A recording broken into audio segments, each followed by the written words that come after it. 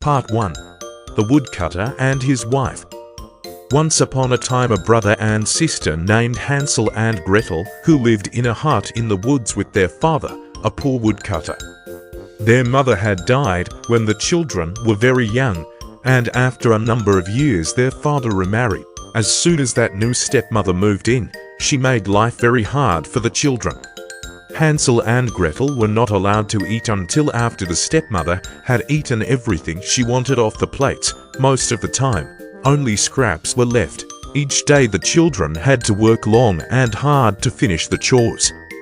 Hansel and Gretel tried to tell their father about their hard situation, but he would hear none of it.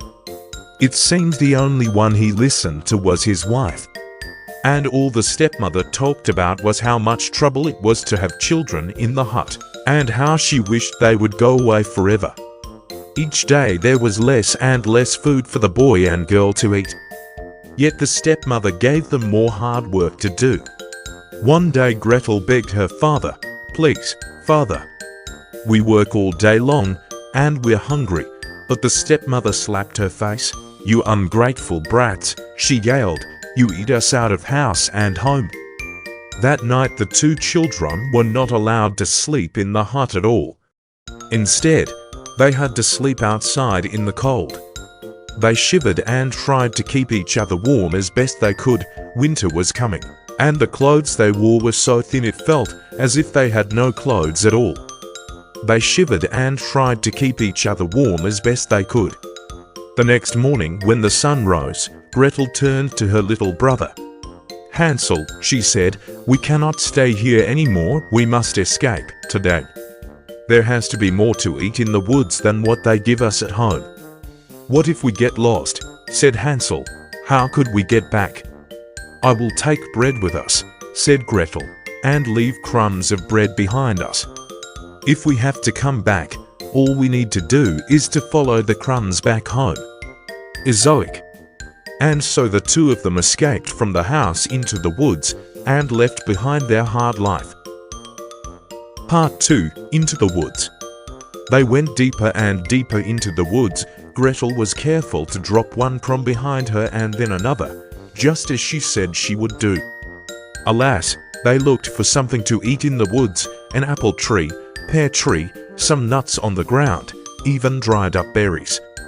But there was no food to be found. The trees and bushes were all past the time when they bore fruit. The poor children were hungrier than ever. At last, poor Hansel and Gretel knew if they did not return to their hut, they would surely starve. All they needed to do was to follow the breadcrumbs that would lead them home. Yet when they looked for the trail of breadcrumbs, there was nothing to be found. The breadcrumb trail was no more. Ezoic. A bird whooshed up into the air, and in its beak was a large breadcrumb. Hansel and Gretel were struck with grief. The birds must have swooped down and stolen away all the breadcrumbs. The sun was setting. A wolf howled in the distance. Hansel and Gretel knew they were lost and hungry. Now they were scared too. "Gretel," whispered Hansel in fear, "what will we do?" She did not know what to say. All she could do was to hug her little brother. Every minute it was getting darker and darker again. A wolf howled in the distance. All of a sudden, Gretel saw a small light shining from far away. "It must mean someone was living there in the woods. Look," cried Gretel. "I bet whoever lives there will be kind and will take us in." The two children sped as fast as they could to the light in the distance. But when they got closer, they were astonished by what they saw. Try to imagine this. From top to bottom, the hut was made entirely of candy, wrapped with white frosting and dotted with red licorice bricks. The hut was decorated all around the edges with large hard candies and a gingerbread roof. What a sight to see! Before Gretel could say, "I bet it will be okay if we have just a little taste," both of them were nibbling bits and then chunks of frosting and candy.